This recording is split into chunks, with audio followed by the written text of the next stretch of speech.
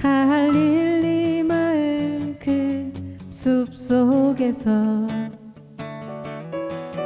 주님 그 11 제자 다시 만나시사 마지막 그들에게 말씀하시기를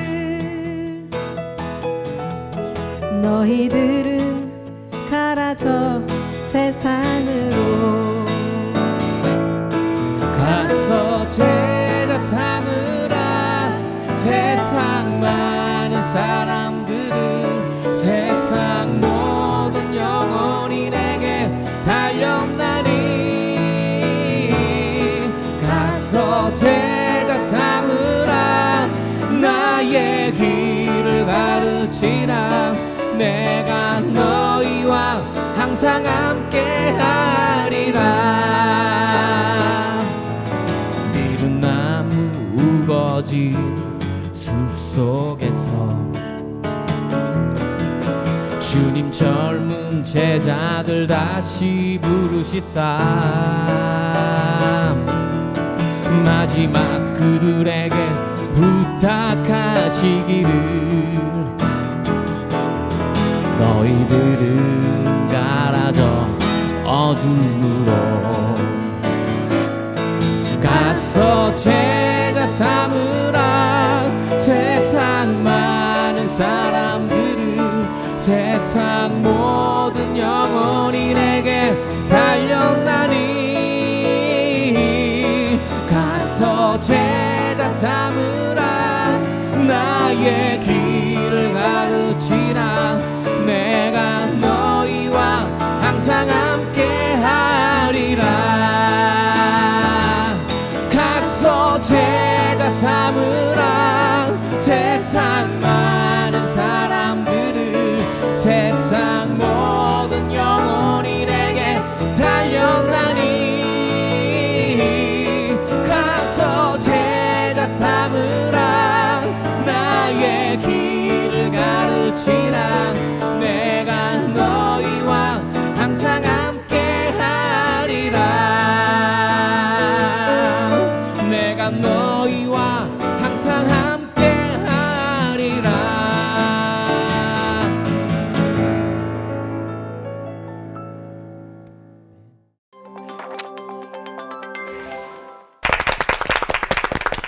우리는 부름받은 주의 백성, 주의 자녀, 주의 성도라는 말을 자주 하는데요. 여러분에게 하나님의 부르심은 무엇인가요? 오늘 올포원에는 주님의 일꾼으로 부름받아 나선 길을 뚜벅뚜벅 걷고 계신 세 분 목사님의 간증 설교로 준비했습니다. 갑자기 이 찬양 생각난다. 네. 부름받아 나선 이몸 어디든지 가오리다. 바로 이 찬양의 주인공들이시겠네요. 그죠. 부름받은 목사님들은 달란트도 많으시던데요. 특히 우리 김한원 목사님은 이 목소리를 쓰는 다른 은사도 받으셨다고. 목사님 맨날 그래. 안녕하십니까. 안녕하십니까. 지금 벌써 딱 네. 은사가 딱 느껴지네요. 네. 어떤 은사신지. 네, 벌써 목소리가 다르지 않습니까? 네, 약간 이렇게 주여 이렇게 주여도 이렇게 주여 이렇게. 제가 그 찬양의 달란트를 받았는데요. 어릴 때 우리 집에 독수리표 전축이 있었습니다. 너무 오래됐나 전축? 턴테이블 하면 빨간불이 들어오는. 그때 이제 성악 고도판이 한 장이 있었는데 그걸 들으면서 성장했어요. 그래서 저는 이제 파바로티, 도밍고 이런 분들 보면서 나도 세계적인 성악가가 돼야 되겠다 이렇게 이제 생각했었더랬는데요. 네. 그 다음은 설교 시간. 그 다음은 설교 시간. 네. 오대로 갔나 오대로 갔나 한 번만 들어볼 수 있습니다. 어디로 갔나? 어디 가? 아 좋다. 시킨 대로 또 한다. 지금도 나오시네요. 시킨 대로 한다. 새로운 네. 교회로 부임하셨다는 소식이 네, 있는데요. 제가 이제 이번에 새로운 부르심을 받아서 남양주시 퇴계원에 있는 빛과 소금 교회 후임 담임 목사로 네, 부임하게 됐습니다. 네. 오대로 갔나 오대로 갔는데 그걸로 딱 가셨네. 거기로 갔네. 거기로 가셨구나. 네. 네. 태교원으로 가셨어요. 아니 두 분 목사님께서 하나님이 부르심을 직접 들으신 적이 있나요? 아브라함아 이런 것처럼. 오. 뭐 사실 네. 예배 시간마다 들리는 거 아니에요? 아, 그럼요. 말씀을 통해서. 말씀 들을 때마다 아, 네. 제게 말씀하시고 뭔가 하라고 하시고. 난 한 번도 안 들어 말씀 안 해주셔 그렇게 아브라함. 그러니까 그렇게 살지. 은성아. 직접 들으시면 에코가 짱짱한가요? 그러니까요.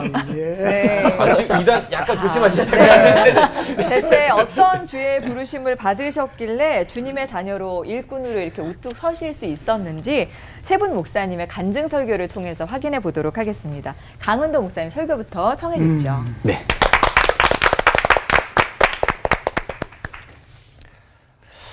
제가 원래 남들 앞에서 이렇게 얘기하는 거 되게 좋아하고 이렇게 살았던 것 같아요. 유치원 다닐 때도요. 관객은 여기보다 좀 많았던 것 같아요. 한 8명 이상은 깔고 있으면 애들 늘 웃기고 재밌게 얘기하기도 하고 제가 또 초등학교 다닐 때 그때는 국민학교였죠. 그때 이제 뭐 이렇게 발표회 이런 거 하면 제가 제일 잘했던 것 중에 한 가지가 그때는 권투가 그렇게 인기가 있었어요. 이렇게 뭐 홍수환 아저씨부터 시작해가지고 그 중계하는 캐스터가 그렇게 멋있어 보이는 거예요.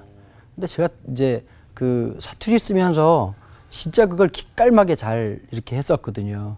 그러니까 어디 가도 응원단장하고 잘 까불고 이제 제가 만약에 이제 서울 쪽에서 자랐더라면 그런 얘기 많이 들었을 것 같아요. 야, 너 참 활발하구나.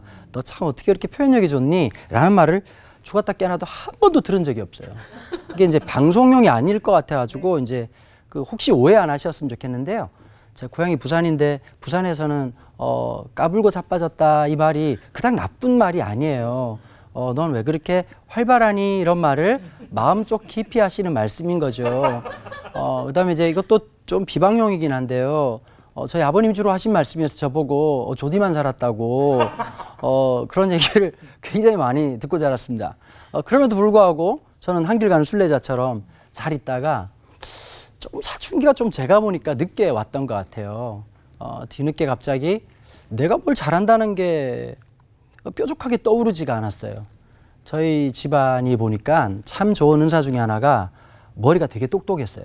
이제 공부를 잘하는 집안이었어요. 문제는 나를 뺐다는 거죠. 그러니까 뭐 학원 한 번 안 가고 과외 한 번 안 하고도 막 서울대 수석하고 그다음에 제 바로 위에 있는 사촌형 같은 경우에는 25세 유수 센대고 의대 교수가 됐으니까요. 그러니까 이제 명절 때 가족들이 모인다는 게 되게 힘들고 부담스러운 일이었어요. 왜냐하면 여러분 친인척이라는 게 그런 거잖아요. 1년에 한 번, 두 번 만나서 오고 가는 현찰 속에서 우리가 혈연적 연대 관계다. 이걸 발견하게 해주면 참 좋을 텐데 분위기 파악 못 하시는 꼭 큰어머니들이 문제더라고요. 은도는 공부 잘하지? 그때부터 이제 아버지 눈에서 이제 동공이 움직이시고 어머니 그냥 이제 갑자기 시름시름 마르시고 어릴 때 곧잘 4대째 믿는 집안에서 태어났으니까요. 얼마나 많은 설교를 들었겠어요. 아버지가 목사님이시고 아침마다 성경 석장 읽어야 되고 5문제 중에서 4문제 맞춰야 밥 주는 희한한 집안에 자랐으니 얼마나 성경을 많이 들었겠습니까? 근데 어느 날 이제 사춘기가 딱 시작되고 나서 화가 나더라고요. 제가 생각했죠. 내가 문제가 있는 게 아니라 나를 만드신 분이 문제가 있다. 여러분 어떤 분들은 머리 너무 똑똑한 친구들이 있어요. 제가 중학교 3학년 때 우리 사촌 누나한테 들었던 충격적인 얘기. 암기 과목을 왜 외우냐. 한 번 보면 기억을 해야지 이 돌대가리야 라는 말이 너무 충격적인 말이었어요. 그렇게 너무 혀차실 필요 없어요. 우린 충분히 받아들일 수 있으니까. 저는 긍정적인 생각이 있었죠. 돌이 여러분 새기가 어려서 그렇지 한 번 새기면 평생 갑니다. 물론 이제 잘 안 새겨서 문제이긴 하지만요. 그러니까 사실 이건 우리의 문제가 아니라 유전학적으로는 엄마 아빠의 문제고 조금 더 깊이 보자면 이건 창조주이신 하나님이 실수하신 거예요. 공정에서 뭔가를 빠뜨리신 거예요. 아니 늘 기도했어요. 수련회 가가지고 그때만 해도 그 공부 귀신이 그렇게 걸려가지고 목사님들이 기도를 새벽 2시, 3시까지 지혜를 달라고 자기 머리에 손 얹고 기도하면 된다고 말도 안 되는 얘기를 뒷담화니 해가지고 막 제가 심지어 중학교 3학년 때요 3일 금식하러 갔어요. 오살리 기도원에. 그때 느꼈어요. 하나님이 기도는 잘 안 들어주시는구나. 놀라운 진리를 깨달았던 거죠. 그러고 있다가 고등학교 딱 올라와서 제가 이제 1988이라는 드라마를 되게 좋아하는데 1988이라는 드라마의 주인공들이 고등학교 2학년이었잖아요. 그때가 제가 딱 고등학교 2학년이었어요. 1988년 3월 26일 날 자꾸 마음속에 제가 몇 달 동안이나 몇 년 동안이나 갑자기 우울증이 너무 깊이 오는 거예요. 그때는 몰랐죠. 그게 우울증인지 어떤 건지도 모르고 있다가 자꾸 죽고 싶다는 생각을 하게 됐던 거죠. 그러니까 너무 이제 뭐 설교한 아버지도 싫고 그냥 교회에 앉아 있지만 요즘 같으면 뭐 교회 안 갈 거야 막 그렇게 얘기하면 얼마나 좋겠어요. 근데 아버님이 너무 파이팅이 넘치셨어요. 해병대 161기 나오시고 하나님의 임재가 주먹에 있으셨거든요. 저희 외삼촌 맞는 것도 받고 친삼촌 맞는 것도 받고 그때 깨달았죠. 잘못하면 십자가를 바로 질 수 있겠구나. 주님도 깜짝 놀랄 수 있겠구나. 어릴 때 너무 많은 걸 봤어요. 그러다 보니까 감히 내가 교회를 못 가겠다는 말을 할 수가 없었어요. 근데 가끔씩 우리 아들이 하거든요. 그때 그런 마음이 들죠. 갈라디아 2장 20절 말씀을 실천할 때가 됐구나. 십자가에 못 박아야 되겠다. 이런 생각이 종종 들고 있어요. 아들, 아빠는 할 수 있다. 지금은 이렇게 웃고 얘기하지만 제가 진짜 죽어야 되겠다는 생각을 88년 3월 26일이 토요일이었어요. 그때는 학교를 다 갔잖아요. 4교시 끝나고 고속버스 터미널이 그때 당시에 부산에 사직동이라는 데가 있었어요. 거기서 덜커덕 고속버스 표를 하나 끊게 됩니다. 진주행 버스를 타게 됐어요. 왜 진주를 갔냐면 정말 밑도 끝도 없죠. 제가 진주광시입니다. 근거가 없는 얘기예요. 뇌가 없었던 것 같아요. 그리고 이제 가지고 있는 돈이랑 걔랑 비슷하게 얼추 맞았던 것 같습니다. 제가 수학을 잘 못했는데요. 제가 알고 보니까 공간 인지 능력이 떨어져요. 지하에 들어가면 여기가 동쪽인지 서쪽인지 분간을 잘 못해요. 그래서 제가 원래 전략은 남강에 이제 이렇게 또 어디서 들은 게 이렇게 그러니까 우리 농해 누님이 물이 좋겠다. 제가 이제 진주까지 가서 남강을 찾지를 못했어요. 계속 돌았는데 원위치였어요. 저주하던 거죠. 근데 참 거기에서 그때 너무너무 힘들고 마음이 사람이 이제 상황이 그렇게 되니까 제가 그렇게 쉽게 잘 우는 애는 아니었는데 그렇게 눈물이 나더라고요. 그리고 나 스스로에 대한 원망, 뭐 부모나 이런 게 아니라 내가 그렇게 미운 그 순간에 그때 참 너무 누가 옆에서 얘기해 주는 것처럼 참 하나님의 마음이 제 마음속에 전달됐던 것 같아요. 세월이 지나고 30년 동안 청소년 청년 사역을 해왔습니다. 그 한 번의 순간이 지나보고 나니까 만약에 제가 정말 공부를 잘하는 수재였는데 청소년 사역자면 얼마나 재수가 없었겠어요. 얘들아 공부는 하면 되는 거야. 이딴 얘기를 했으면 얼마나 위험했겠습니까. 대부분 교회 다니는 아이들은 착한 아이들이에요. 착하다는 건 제대로 하는 게 하나도 없다는 뜻이죠. 일어나라 그러면 일어나고 앉으라 그러면 앉고 먹으라 그러면 먹고 그리고 짜증낸 놈들이거든요. 근데 사실은 수련회를 가도요. 1000명, 2000명 모여도 연합수련회 가면 다 바벨론 포로들이에요. 절반은 엄마가 안 가면 죽여버리겠다고 그렇게 해서 온 애들이고 절반은 갔다 오면 3만 원 줄게 계약 맺고 온 백성들이죠. 심지어 목사님 진짜 애들이 들어누워 있어요. 설교할 때. 우리 놀래지도 않아요. 고객님이 불편하시구나. 장애가 있거든요. 마음속에 누구에게나. 그러지 않습니까? 그러니까 또 성경에 보면 누워서 설교 들은 분이 있더라고요. 중풍병자라고. 일어나면 되니까. 제가 그런 순간들이 있었기 때문에 아이들을 보면서 뭐 대한민국에 있는 애들을 사랑한다기보다 또 다른 나를 만나는 시간이었기 때문에 지금까지 있을 수 있지 않았나라는 생각이 들어요. 참 신기하게도 힘들걸랑요. 아이들 보면 지금도. 그런데 애들을 딱 보는 순간 1988년 3월 26일에 또 나를 그 아이들의 모습 속에서 만나게 되는 것 같아요. 참 그게 오늘까지도 연결돼서 개척을 하고 나서도 또 많은 분들이 참 저희 교회는 초신자들이 되게 많이 오세요. 특별히 교회 안 다닐 것 같은 몽타주를 가지신 남자분들이 되게 많이 오시거든요. 지금도 되게 의심스러운 분이 있어요. 저희가 1부, 2부 예배 드리는데 1부 예배 두 자리에 아무리 봐도 이제 조폭이나 되시는 분 같은데 꼭 오셔서 계속 웃는 분이 계시거든요. 물어봐도 대답을 잘 안 하세요. 그런 분들이 꽤 많으세요. 참 하나님의 놀라운 은혜가 여기까지 오겠고 그 부름받은 하나님의 그 순간이 참 저에게 너무 큰 축복이 아니었나. 그래서 이 방송을 보는 우리 부모님들도 우리 그다음에 우리 다음 세대 아이들도 그 하나님의 부르심을 통해서 지나온 과거가 잊혀버리는 흑역사가 아니라 하나님의 인생으로 하나님의 놀라운 역사로 빚으시는 출발점이라고 하는 그런 놀라운 생각의 전환이 저에게 여러분들에게 있기를 주님 이름으로 축복합니다. 아멘. 감사합니다. 하나님, 제 인생에 찾아오시고 신방 오신 주님을 기억합니다. 또 저라는 인생을 통해서 수많은 사람들에게 오늘 이 방송을 통해서 수많은 분에게 다가와 주시고 그 좌절과 절망이라고 하는 삶의 현장에서 주님의 놀라운 구원의 역사를 새롭게 빚어주시옵소서. 감사드리며 예수님 이름으로 기도합니다. 감사합니다.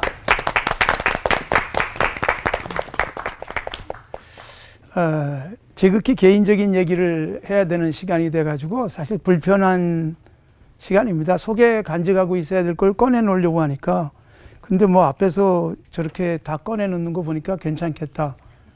굉장히 용감하게 보여서 또 제게도 용기를 줬습니다. 고맙습니다.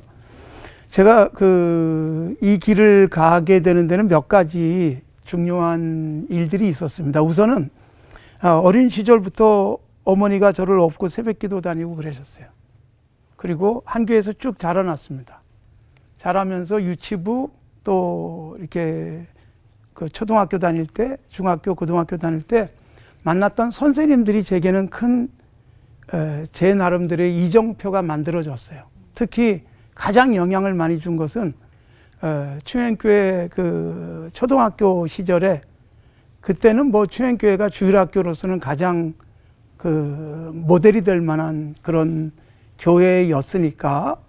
그런데 우리 전도사님 임승원 전도사님이라고 계셨습니다. 그분은 주일학교 교육에는 정말 대가였습니다. 교사의 벗을 오랫동안 쭉 발전시켜 온 분이기도 하고. 그런데 제가 그분 설교를 들으면서 무슨 생각이 들었는가 하면 나도 저 전도사님처럼 되고 싶다라는 생각이 들었습니다. 그게 저에게는 목사로 살아가는 것이 어떤 것인지 모르지만 저 전도사님처럼만 살 수 있으면 좋겠다는 생각이 들었어요.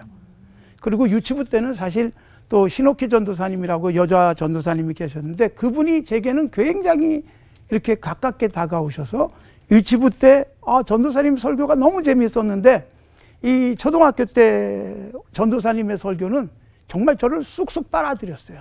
그게 제게 굉장한 영향력이었습니다.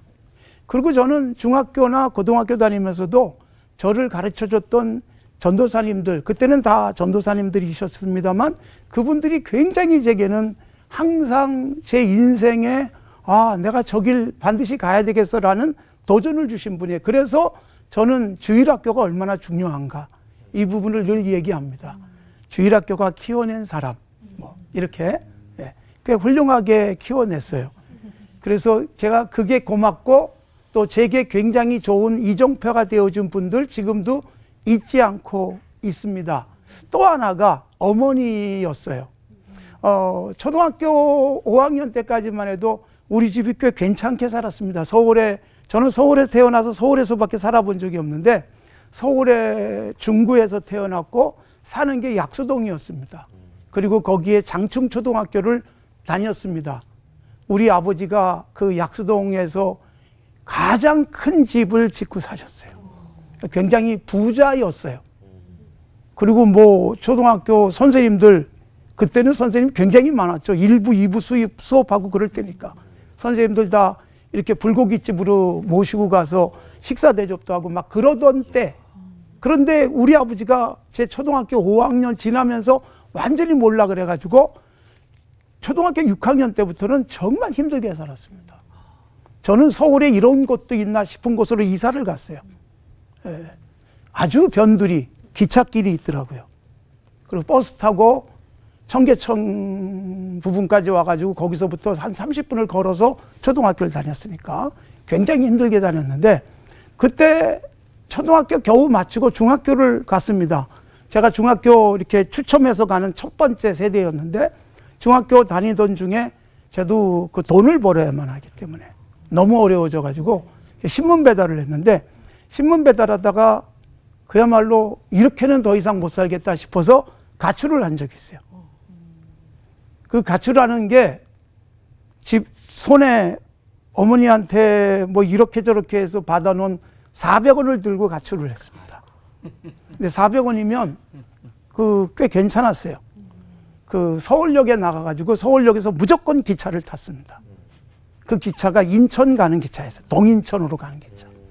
기차에서 딱 내렸는데 수요일 날 저녁이었습니다. 그래가지고 내려서 앞을 바라보니까 저쪽에 십자가가 보였어요. 저녁 시간인데. 그래서 십자가를 보고 무조건 갔어요. 갔는데 거기가 바로 인천 내리감리교회예요. 예, 인천에서 제일 먼저 세워진 교회. 제가 얼마 전에 우리 교인들 데리고 역사 탐방하면서 그 교회를 방문한 적이 있어요. 굉장히 감동이었습니다. 근데 거기서 예배를 드리고 그리고 이제 가출을 한 거기 때문에 갈 데가 없어가지고 예배당에 그냥 앉아 있는데 어떤 청년이 저보고 오더니 눈치를 채고 너 갈 데 없니? 수요 예배 끝났는데도 계속 난로 앞에 앉아 있으니까 1월 달이었거든요.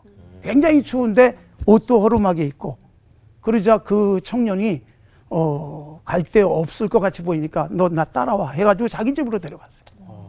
근데요 재밌는 것은 아무것도 묻지 않고 재워주고 먹여주고 그랬어요. 제 사연을 묻지도 않았습니다. 그래가지고 그 청년과 함께 이틀 있다가 아무리 생각해봐도 답이 없더라고요. 그 이제 집으로 서로 갔습니다. 집으로 갔는데 집으로는 못 가겠고 예배당으로 갔어요. 예배당에 갔는데 예배당 입구에 목사님 사모님이 밤 12시였는데 서 계시더라고요. 저를 딱 보더니 관선아 어디 갔다 왔니? 근데 저를 딱 잡고 예배당으로 데리고 들어가셨는데 예배당 제일 앞에까지 갔어요. 근데 거기 보니까 어머니가 무릎 꿇고 계셨어요. 밤 12시에. 그러니까 제가 나가서 안 들어오는 그 순간부터 어머니는 거기서 계속 지키고 있었던 거예요. 그리고 제가 온 걸 딱 보더니 어머니가 딱 일어나더니 제 손을 잡고 가자. 그리고 집으로 가셨어요. 중학교 1학년 때였습니다. 집으로 가서 자라 그러시더라고요. 그 다음날 아침에 먹고 학교 잘 갔다 와. 그리고 우리 어머니가 93세에 천국 가셨는데 93세 될 때까지 묻질 않으셨어요. 어디 갔다 왔니를. 왜냐하면 안 물어도 아니까 너 얼마나 힘들었니? 라는 것을 이해하셨어요. 그런데 어머니가 기도하던 모습에서 나중에 이런 얘기를 하더라고요. 내가 너 안 들어왔을 때 아들이 들어오면 목사 되게 하겠습니다. 라고 서원을 했다는 거예요. 그리고 그때부터 제가 학교 갔다 올 때마다 본 그림이 뭐냐 하면 깜깜한데 아무도 없는데 또 신문 돌리고 오면 아무도 없는데 어디선가 무슨 소리가 나서 보면 어머니가 무릎 꿇고 기도하고 계셨고 그 어머니의 기도가 저를 그렇게 인도했어요. 그래서 주일학교 선생님 그리고 어머니의 기도 그리고 또 하나는 굉장히 경제적으로 어려웠으니까 신문도 돌리고 그러면서 학비를 마련하는 게 쉽지 않았어요. 그래도 이렇게 저렇게 제 또 누님이 저를 많이 도와줘가지고 그 참 대학원까지 마쳤습니다. 사실. 네. 대학원을 마치고 역사 공부를 마치고 그리고 신학대학원을 갔어요. 그러니까 그 대학원 마치고 신학대학원 가기 전에 군대를 또 갔어요. 나이가 많아가지고 군대를 가는데 이왕이면 돈이 없으니까 월급 주는 군대를 가자. 그래서 열심히 공부해가지고 시험 쳐서 정훈장교 중위계급장 달고 군대를 가는 그 시험에 합격을 해서 훈련 기간 빼고 거의 37개월 중위로 장교 복무를 하면서 제가 그때 13만 9천 원 받으면서 시작했거든요. 근데 돈에 대한 정말 열정이 있었어요. 그래가지고 500만 원을 모았습니다. 13만 9천 원 받으면서 최종적으로 제대할 때 15만 9천 원 받았어요. 한 푼도 쓰지 않았습니다. 그 돈이 제가 신학대학원 공부할 때 사당동에 옥탑방 얻을 수 있는 돈이었습니다. 그러니까 뭐가 중요했는가 하면 제게는 굉장히 힘들고 어려운 때 이를 악물고 목사 되겠다는 생각은 전도사님 통해서 어머니 통해서 주셨고 그리고 가난이 시련이 저를 굉장히 단련시켰어요. 욥기의 고백처럼. 그리고 군대에서 그 번 돈이 또 신학대학원 공부할 수 있는데 유용하게 쓰여졌고 그리고 정훈장교로 있으면서 가르치고 이 청년들에게 제가 다가갈 수 있는 방법도 배울 수 있었고 이런 것들이 제게는 이 길을 가는 데 있어서 굉장히 중요한 힘이었습니다. 하나님께서 어떤 방법으로든 하나님이 원하시는 길을 가도록 하기 위해서 잘 인도하시는구나 이걸 느끼면서 지금도 열심히 27년째 산자연께서 사역을 하고 있습니다. 하나님 아버지 감사합니다. 우리 모두의 길들을 선하고 아름답게 그리고 건강하게 인도해 가시는 하나님, 각각의 길이 다 다르지만 그 모든 길에서 주님이 쓰시는 건강한 우리 모두가 되게 하여 주시옵소서. 아멘. 예수님의 이름으로 기도드리옵나이다. 아멘. 아멘.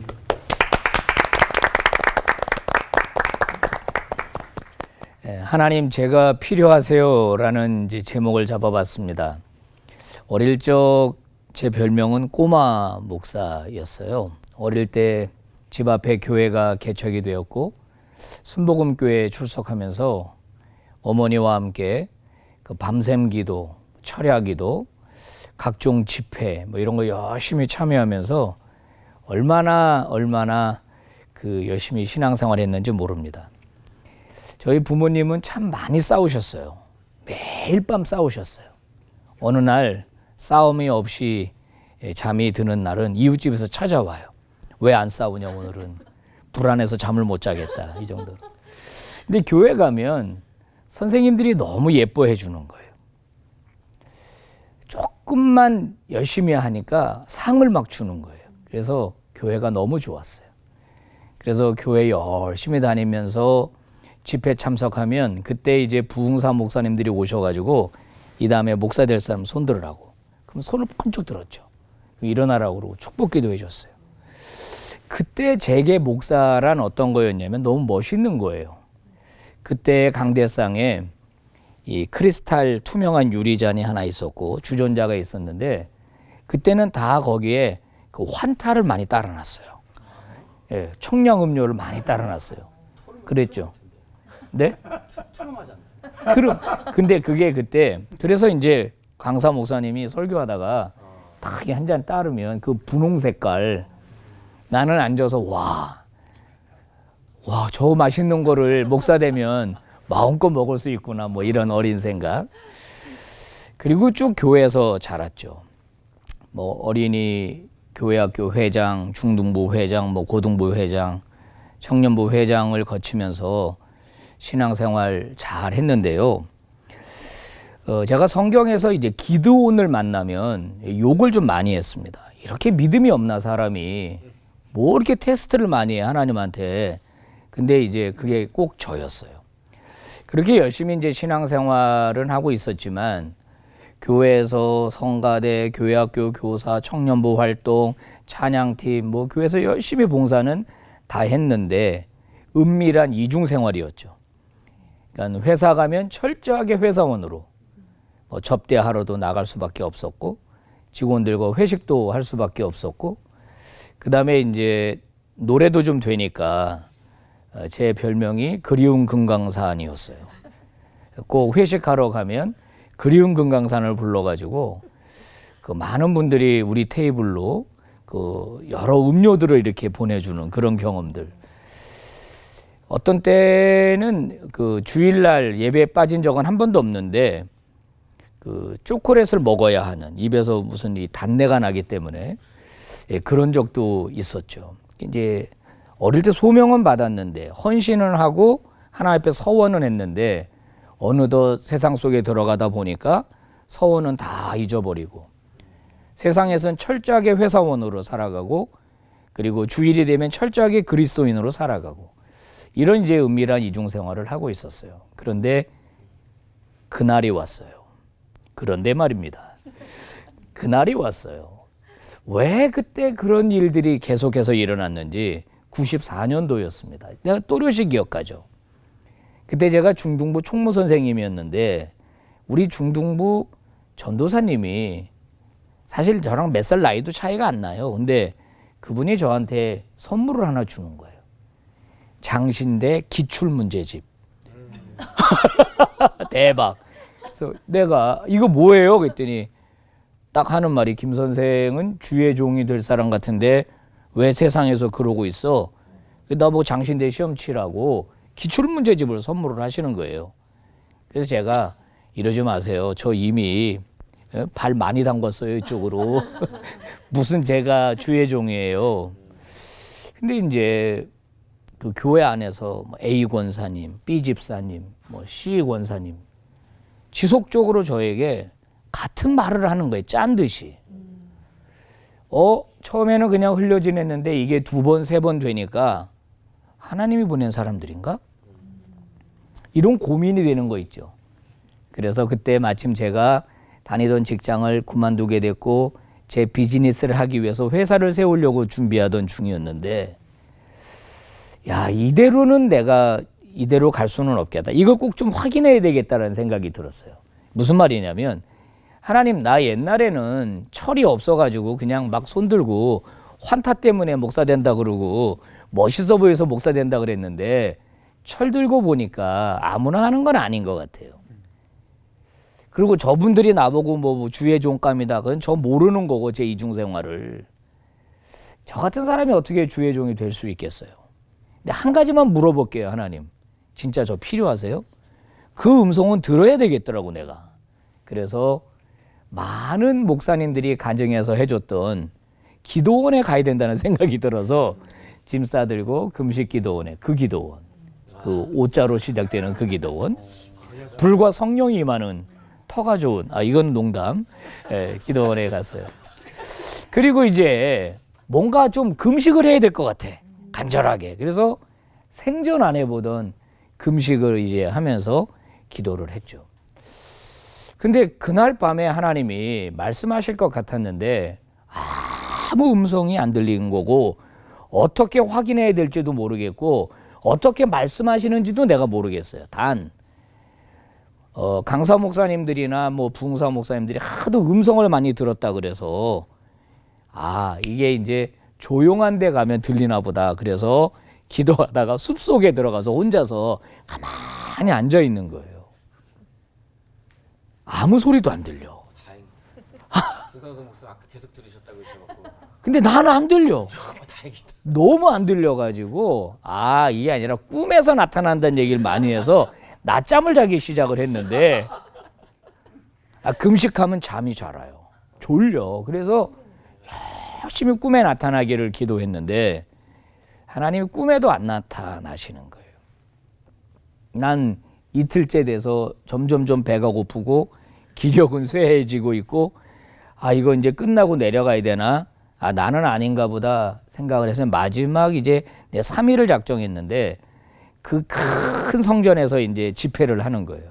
그때 오신 목사님이 오늘 제가 본문으로 잡은 누가복음 5장을 설교하셨는데 그분의 설교 주제는 깊은 데로 가라였어요. 더 깊은 은혜의 자리로 가라. 그게 주제였는데 나한테는 네가 앞으로 사람을 낚는 어부가 되게 하리라. 이 음성이 나한테 그날 밤 온 거예요. 나중에 하나님의 응답은 말씀으로 온다는 걸 제가 깨달았어요. 왜 그렇게 그 말씀을 듣고 그 본문을 읽을 때 눈물이 터지는지 잘못 살았던 내 인생, 이중생활. 하나님 나를 이렇게 사랑하고 원하신다는 사실을 내가 왜 몰랐을까? 그날 밤 펑펑 울고 또 울고 또 울고 이렇게 했어요. 하나님 저 같은 것도 필요하세요? 그러면 제가 갈게요. 하나님 원하시면 제가 할게요. 하나님 정말 그렇게 나 같은 사람도 필요하세요? 그럼 제가 한번 순종하고 지금도 막 몸에 전율이 일어나요. 막 그때 울고 그리고 그 다음 날 너무 기쁘게 아침밥 먹었어요. 그리고서 하나님의 부르심을 받고 내려와서 목사님과 상의하고 이제 야간 신학교 갔거든요. 저는 하나님께서 누군가를 부르셔서 그의 인생을 위대하게 만든다는 걸 나중에 알았어요. 기드온의 인생도 겁쟁이였고 소심쟁이였는데 하나님이 부르시니까 위대한 사사가 됐고 그리고 모세도 마찬가지고 목동이었던 다윗도 마찬가지고 그래서 그때 부름 받아서 그냥 한 템포 걸어가고 또 부름 받아서 한 템포 걸어가고 이제 최근에는 새로운 사역제로 부르심을 제가 확인했죠. 그래서 하나님 또 부르시는군요. 그러면 제가 하나님 부르신 대로 그 길 가겠습니다. 그래서 이제 남양주시에 있는 퇴계원 빛과 소금 교회 목사님 37년 목회하시고 114년 된 교회 후임 담임 목사로 이제 부임하게 되었어요. 앞으로 하나님이 또 어떤 일로 어떻게 부르실지는 모르겠어요. 근데 부탁은 다른 교회로는 안 불렀으면 좋겠어요. 여기서 그냥 끝내고 싶어요. 자, 우리 한번 기도합시다. 하나님 감사합니다. 불러주셔서 특별하게 하셨고 행복하게 하셨고 기쁘게 하셨습니다. 하나님께서 오늘도 하나님의 사람들을 부르신다는 걸 저희들은 너무나 잘 알고 있습니다.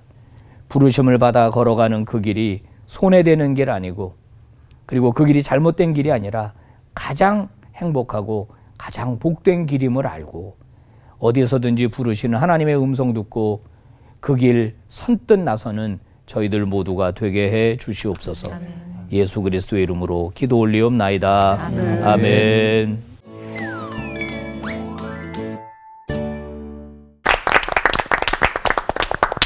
매번 만나던 새 목사님이시지만 어린 시절에 그리고 청년 시절의 목사님들을 만난 듯한 느낌이 들어서 또 색다른 느낌으로 설교를 들었습니다. 세 분 목사님 간증설교의 공통점을 보자면 내가 무엇이 간데 하나님이 이렇게 부르시나요? 그리고 어디든지 주님이 필요한 사명지로 가겠습니다라는 순종이 아니었을까 싶은데 어떻게 들으셨어요? 사실 많은 사람들이 제일 고민하는 부분이 그러니까 하나님의 정확한 부르심을 받지 못해서 막 어떻게 해야 되지 이런 부분들이 제일 고민이 많은데 세 분 목사님들 간증 들으면서 이제 방향을 이렇게 잡으면 되겠구나라는 그런 부분들을 좀 확인할 수 있었던 시간이었던 것 같아요. 네. 그래서 준비했습니다. 나 같은 건 안 될 거야. 절망에 빠진 사람마저 궁금하게 만드는 질문 타임. 강은도 목사님께 먼저 질문 드리겠습니다.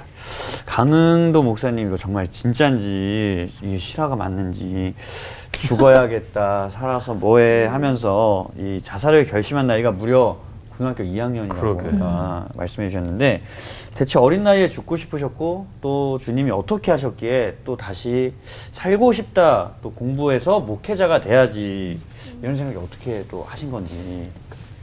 골짜기 깊을수록 산이 높은 법이잖아요. 그 시간들이 저한테는 참 감당하기 어려운 시간이었고 그 당시에 제가 버틸 수 있었던 건 보통 목사님들은 뭐 이렇게 말씀 붙들고 이렇게 했지만 전 유재하 노래를 그렇게 많이 내 영혼의 CCM처럼 좋죠. 고등학교 1학년 때 가리워진 나의 2절을 수천 번을 불렀어요. 이리로 가나 저리로 갈까 누구도 말해주지 않는 그러면서 이제 내가 참 존재 가치가 없다고 나 스스로가 나 스스로에게 너무 혐오스럽다고 느끼는 그 지점이 거기가 진짜 하나님 임재하시는 곳이더라고요. 지금도 그 마음이 들어요. 이번 주에도 우리가 말씀 나누면서 그런 얘기 했었거든요. 주님은 저 위에 안 계시고 내 무너진 그 마음 제일 고통스러운 그 자리에 나를 만나주시고 사실은 그게 굉장히 극적인 장면이고 극단적 모습 같지만 일관되게 동일한 모습이라고 생각해요. 그래서 지금 오늘 이 방송 보시는 분들도 이게 바닥이라고 생각하는 그 지점에 주님이 이렇게 말씀하실 것 같아요. 왔니? 이렇게 말씀하실 것 같아요. 그래서 저는 이제 그 1990년도에 고신대 신학과를 들어가고 하면서 지금까지 만 30년이 넘는 시간들 대학 가자마자 전도사를 시작했거든요. 지나 보니까 너무 빨랐던 것 같아요. 진짜 너무 시간이 빠르게 지나가고 하루하루가 그래서 요즘은 더 가치 있고 의미 있게 보내려고 되게 애를 쓰고 있습니다. 이번에는 김관선 목사님께 김관선 목사님께서는 주일학교가 나를 키웠다 하실 정도로 맞아. 또 목사님의 롤 모델이 전도사님이셨잖아요. 나도 커서 저런 사람이 돼야지 했던 전도사님, 목사님을 이렇게 사로잡았던 전도사님과의 몇 가지 에피소드가 재미난 게 또 있을 것 같은데 그것도 좀 말씀해 주시면 좋겠고요. 목회의 꿈을 놓지 않을 수 있었던 것도 전도사님의 힘인가요? 그러면은? 그 전도사님하고는 에피소드가 전혀 없었어요. 그러니까 설교 들을 때 감동이었지. 왜 그런가 하면 큰 교회를 다니다 보니까 전도사님도 개인적 만남이 불가능했어요. 저는 설교 시간에만 만난 거예요. 그런데 너무 재밌는 게 뭐냐면 이야. 제가 산자연교회로 부임을 했어요. 서초동이거든요, 우리 교회가. 그런데 산자연교회 부임해가지고 바로 옆이 방배동인데 저희가 이제 경계에 있어요, 우리 교회가. 방배동에 바로 그 임승원 전도사님이 목사님이신 현대교회가 있었어요. 걸어가면 한 10분 정도. 그러니까 제 주일학교 때 가르쳤던 전도사님이 거기서 이제는 거의 은퇴 직전의 목사님이셨어요. 그래서 제가 그 목사님 찾아가서 인사를 드리고 목사님 우리 교회 오셔서 설교를 해주세요. 그 목사님을 모시고 설교를 들을 때 너무 감격이었어요. 이야. 그러니까 이제 그 퇴계로에서 그 충무로에서 그 저기 추행교회에 앉았을 때의 그 기쁨을 이렇게 맛봤고 그 다음에 목사님이 저보고 와서 설교하려는데 이건 더 흥분됐어요. 잠이 오질 않았습니다. 그래가지고 가서 설교를 했어요. 근데 그 다음에 또 오라 그래요. 저는 한 번만 모셨는데 그분은 저를 2번이나 모셨어요. 그럼 목사님 또 모셔야 돼요. 그래가지고 또 모시려고 그러는데 은퇴하셨어요. 이제 진짜 모셔요. 네. 그래서 이제 그런 그 뒤에 이 사실 그 목사가 되고 나서 그 산자교회 부임하고 나서 제가 목사님께 찾아가서 목사님 덕분에 제가 목사가 됐어요. 정말 그렇게 기쁘셨겠다. 고백할 수 있어도 네. 그 목사님도 아주 참 잔잔한 웃음으로 기뻐해 주셨던 기억, 이게 감격이고 그리고 끝까지 목사가 될 수 있었던 것은 맞아요. 전도사님이 제게는 롤 모델이었고요. 어떤 상황에서도 제가 다른 길을 가지 않을 수 있었던 거예요. 저는 사실은 음악도 좋아해서 음악을 하고 싶었고 또 그림을 잘 그렸어요. 그래서 미술도 하고 싶었어요. 제가 지금 그래서 제 아들은 음악을 하고 있고 그리고 그 저는 지금도 교회에서도 예전에 그런 미술적인 섬김을 참 많이 했거든요. 그런데 너무나 잘하는 게 있지만 그게 내 길이다라고 계속 전도사님은 제 앞에서 그 이끌어 주셨어요. 그래서 그 길 갔죠. 저도 지금 제가 가고 있는 이 길이 아닐 수도 있겠다라는 생각이. 부르세요? 잘 가고 있는 거죠? 네. 그럼 전 질문의 길을 한번 가보도록 네. 이 김한원 목사님은 성악의 재능, 거기다 또 이제 사업가의 능력까지 아주 두루두루 다 받으셨는데 그것도 하나님께서 주신 달란트인데 그 와중에 내 꿈을 신뢰하고 지속할 수 없었던 이유가 있었는지. 뭐 사업가의 재능, 뭐 성악가의 뭐 재능 이런 건 이제 사실 조금 있었지. 뭐 내가 뭐 이렇게 뛰어난 건 아니고. 근데 이제 어릴 때 친구들과 이제 땅 따먹기 놀이를 한단 말이에요. 그럼 목숨 걸고 하잖아요. 그럼 저녁이 되면 이제 엄마가 불러요. 밥 먹으라고. 그러면 다 던져놓고 집에 가잖아요. 그러니까 엄마의 부르심이라고 하는 건 땅 따먹기라고 하는 차원을 이제 뛰어넘는 거죠. 저는 어떤 생각을 늘 하냐면 우리의 달란트는 부르심 안에서 재해석이 되어야 한다. 이제 무슨 말이냐면 루터가 이런 얘기 했잖아요. 사람이 열심히 소젖을 짜면서 하나님을 생각하면 그 역시 거룩한 일이다. 다 선교사가 되고 목회자의 길을 가는 것만 하나님의 부르심이 아니다라는 거거든요. 연기 생활을 하는 사람은 그게 부르심인 거예요. 찬양하는 사람은 그게 부르심이고 또 어나운서로 일하는 것도 그거 부르심이고 카메라 하시는 거 다 그 일로 부르신 거니까 그 독일어로 그 베루프라고 하는 직업이라는 말과 베루풍이라고 하는 이 소명이라는 말이 어원이 같잖아요. 일과 소명은 어원이 같아요. 그래서 특별히 하나님이 부르신 어떤 영역이 있는 게 아니고 하나님 우리 모두를 부르셔서 이 세상에 하나님의 통치가 이루어지게 하시기를 원하시는 거예요. 그러니까 저야 뭐 하나님이 하나님의 종으로 쓰시려고 부르셔서 그 길을 가지만 방송을 보고 있는 분들 다 신학교 가지 말고 제발. 자기 달란트 제발 오지 마요 지금 그만 와 이제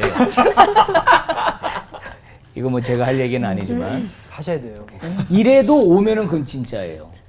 이래도 오면은 진짜인데 자기 삶의 영역에서 개그맨은 개그맨 열심히 하는 거 그게 하나님의 부르심이라고 저는 생각을 합니다. 딴 생각하지 마요. 그러니까 자기 달란트를 부르심 속에서 재해석하라. 창호 씨 되게 감사하죠. 네. 그죠? 너무 감사해요. 네. 여기 우리 신학교 오지 마요. 네. 네. 달란트와 부르심을 잘 분별하는 것이야말로 우리 인생의 방향을 바로 잡는 초석이 될 것 같은데 주님이 부르실 때 바로 예하고 응답할 수 있는 자세도 좀 필요할 것 같아요. 네, 맞아요. 그 하나님의 부르심에 응답하고 순종하는 자만이 누릴 수 있는 또 복이 있을 것 같은데요. 목사님들께서 누리신 그 복을 좀 나눠주시면 좋을 것 같고, 또 목사님들께서 마지막으로 어떤 표대를 향해 걸어가실 건지 또 그것도 이야기 나눠주시면 좋겠습니다. 사실 뭐 계속해서 달려갈 길, 뭐 그 정도 얘기를 하면 저는 목사로 살면서 가장 행복한 게 제가 성경 보잖아요. 성경 공부하고. 근데 그걸 마음껏 내가 남에게 얘기할 수 있다는 거. 이게 최고의 행복이에요. 설교할 수 있다는 거. 공감된다. 그래서 설교를 할 수 있고 평생 설교자로 살아간다는 것처럼 기쁜 일이 없어요. 사실 뭐 은퇴를 해도 설교는 계속 할 수 있으니까. 그러니까 이게 얼마나 좋은지. 거기다가 요즘은 설교할 수 있는 그 다양한 루트들이 만들어져 있잖아요. 네. 그러니까 저로서는 이게 가장 행복한 길이고 앞으로도 내가 계속해서 달려갈 길이란 그것이다.